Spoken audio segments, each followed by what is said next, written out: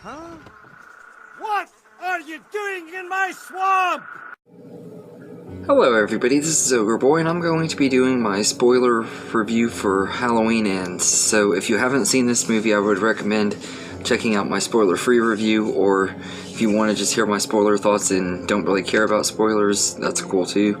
But I just wanted to put the spoiler warning into effect right now, so if you haven't seen the movie, just know that this is going to have spoilers in it.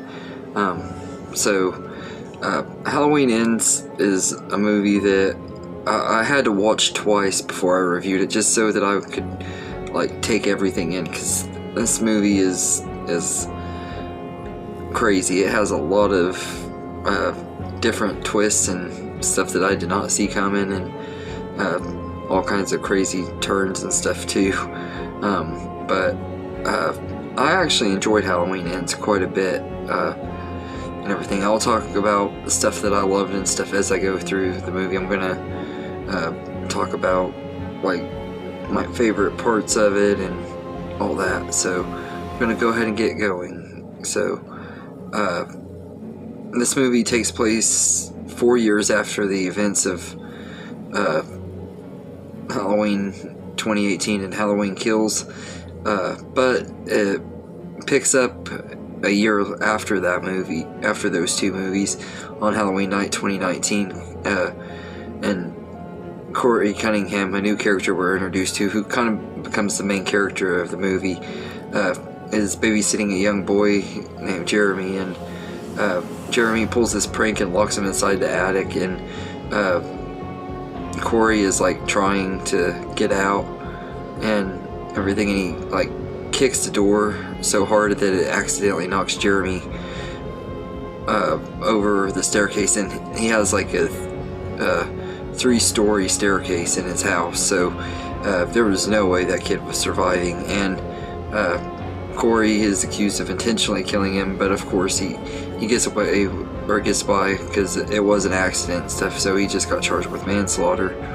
And 3 years after that, Haddonfield is still trying to deal with the events of 2018 and Michael Myers' killing spree and stuff, and Laurie is writing a memoir and has bought a new house and living with her granddaughter Allison, and Corey is now working at his uncle's salvage yard, and one day some high school bullies are taunting him and stuff, and Laurie sees him and sees it and goes over and stops him, and she introduces Allison to him, and they kind of start hooking up and forming a relationship. But one day after Michael has been thrown off a bridge by the same bullies from earlier in the movie, he winds up in this sewer tunnel thing where Michael Myers is at, and he like looks into his eyes and everything, and something snaps in Corey, and it just makes him want to start killing people. And there's even a couple of scenes where we see Michael and him team up, and it's really awesome seeing them team up and everything.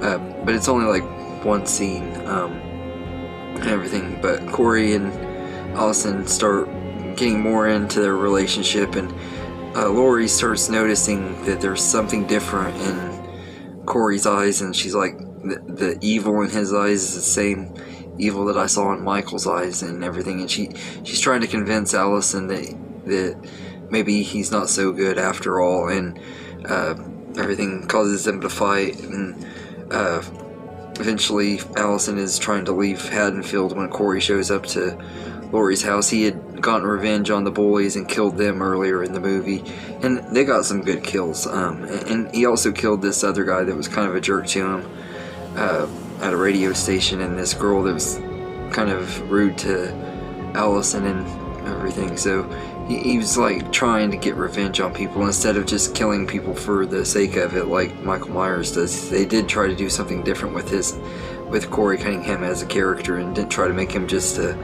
Dollar Tree version of Michael Myers and everything. Although when he wears the mask, it does feel like he's a Dollar Tree version of Michael Myers, because that's not his mask. He actually has his own mask at some parts of the movie that's a scarecrow mask that I think is really awesome. And I think when this movie does finally gain its cult following, that we're gonna get NECAs and stuff of that version of Corey Cunningham with the little scarecrow mask and stuff. But I think that I think that the whole concept of him becoming evil because he looked into Michael's eyes is a pretty cool concept and stuff. I like the idea of it. I just wish that they could have executed it a little bit more, maybe explained a little bit more of what was going on, but at the same time I like that they kept the mystery as well and everything.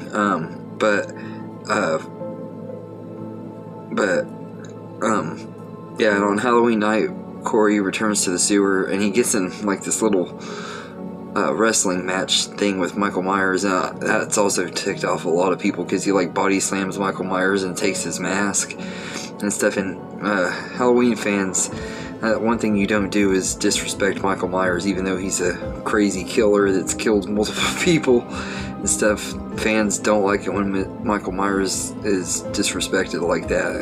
Halloween Resurrection with Busta Rhymes is a perfect example of that, which to be fair, that movie was way, way, way worse than this one ever will be.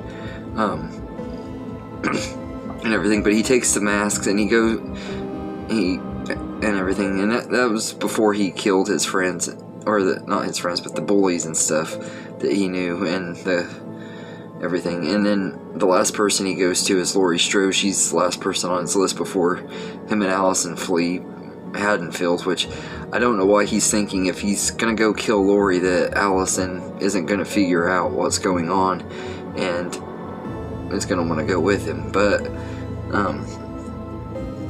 yeah, he ends up going and attacking Laurie, and right before Allison shows up, he ends up putting a knife through his own neck and stuff, since Laurie's like, "You're not taking my granddaughter," and stuff.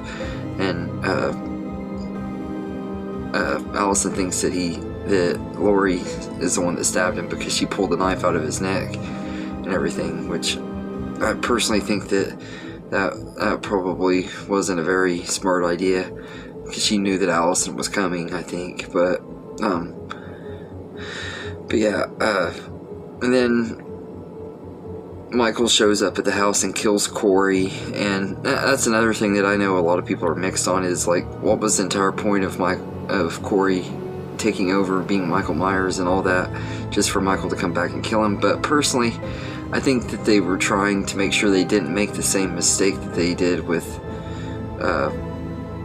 Resurrection and stuff. Yes, maybe the knocking him down in the sewer and stuff would be considered disrespectful to Michael Myers, but he is still really awesome and still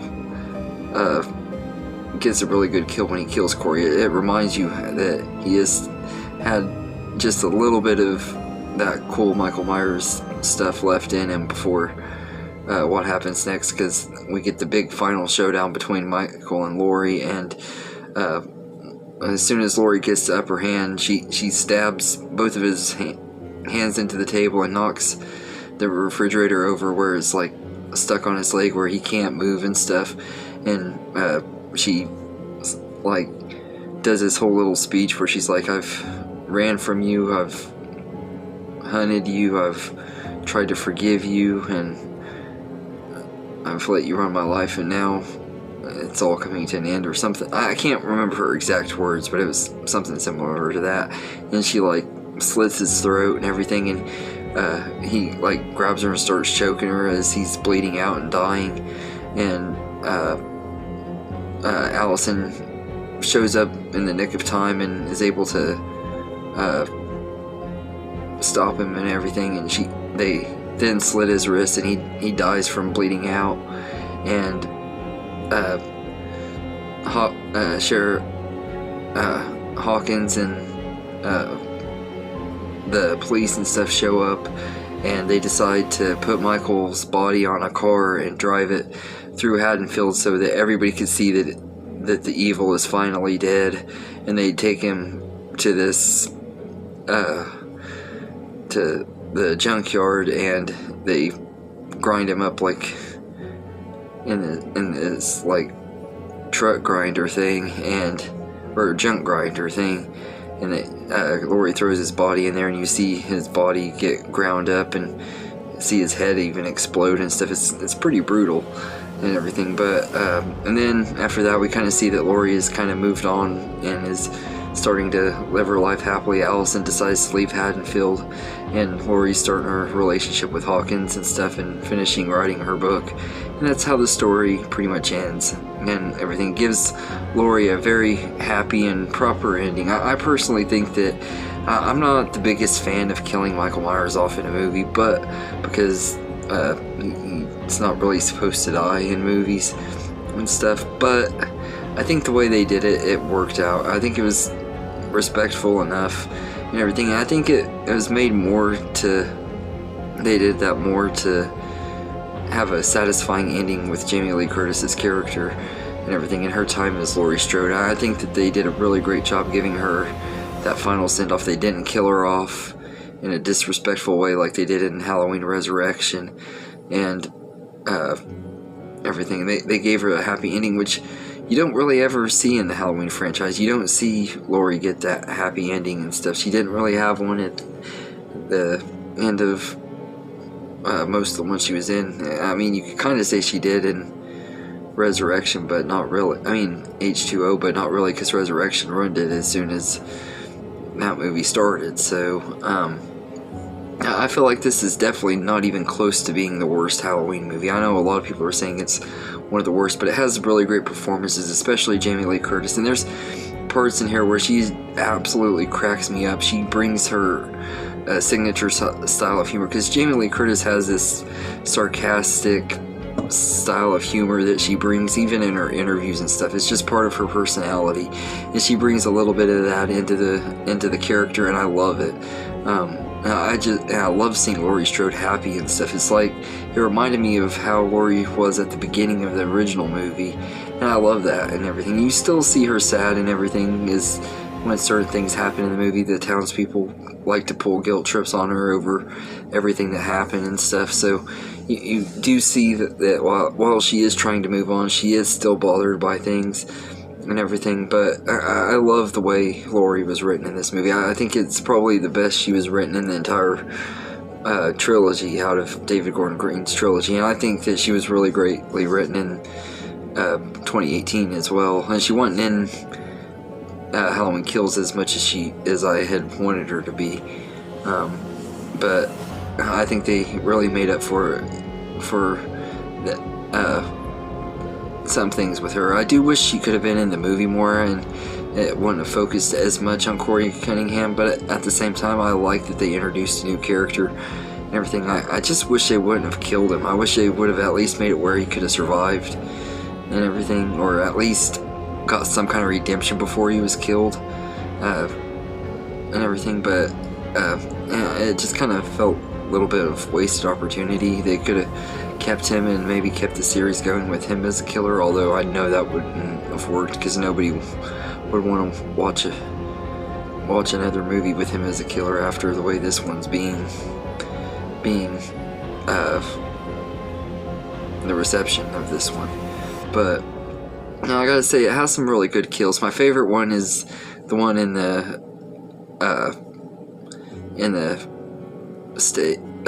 radio station when he like bashes the guy's head in and stuff, and he cuts his tongue off, and it's like stuck on the record playing on the radio station and everything, and you see Allison has it on that radio station and it's being all staticky and stuff, but she doesn't know why. I love that scene. I thought that was a great moment, and I just, like I said, I do feel that it did have some wasted potential. I wish we could have seen more of Laurie and Hawkins' relationship and stuff, but I think that it was fine enough. Their relationship was good enough, and I wish that maybe would have had more of Kyle Richard as Lindsay Wallace. She was kind of sidelined in this movie, just like she kind of was sidelined in the previous one and everything. I wish they would have done more with her. They got her back, and she just didn't do a lot.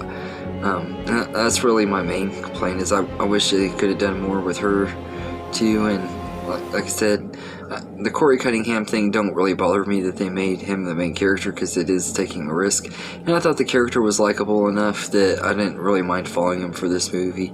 And I like that they did try to make it different, because I mean, we had Halloween 2018 just a few years ago and everything. Making the movie this movie should have revolved around Michael and Laurie a little bit more, though, and everything. I do wish they would have done a little bit more with Michael, but at the same time, like I said, I get what they were trying to do, and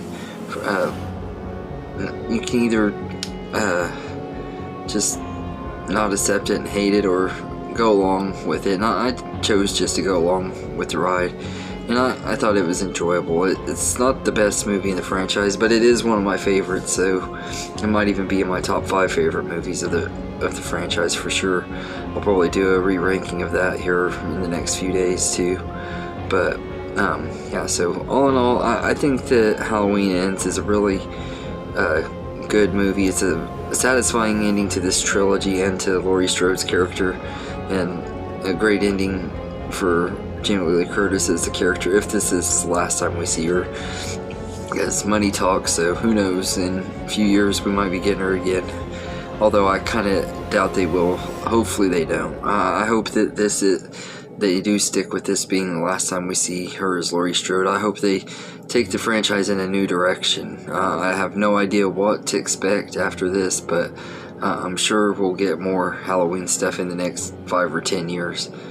But I'm curious to see what they do with it after this movie, and everything. I just hope they don't really continue it, because there's nothing that they can do to continue it. Michael is dead and everything. I mean, they could make more movies about Laurie Strode and everything, but I just don't see what the point would be of it, and everything. So it was a great ending to this trilogy and everything. I thought it was a pretty good movie, so I'd say I'd give it an 8.5 out of 10. It's really enjoyable, and it's one that I can enjoy on rewatch. I don't really rewatch movies very often, like right after I watch them, but this one I had to rewatch it just to get my full thoughts on it, and I do really enjoy it. So anyway, let me know in the comments what you think of Halloween Ends, and I hope you enjoy this video, and have a good day, everybody.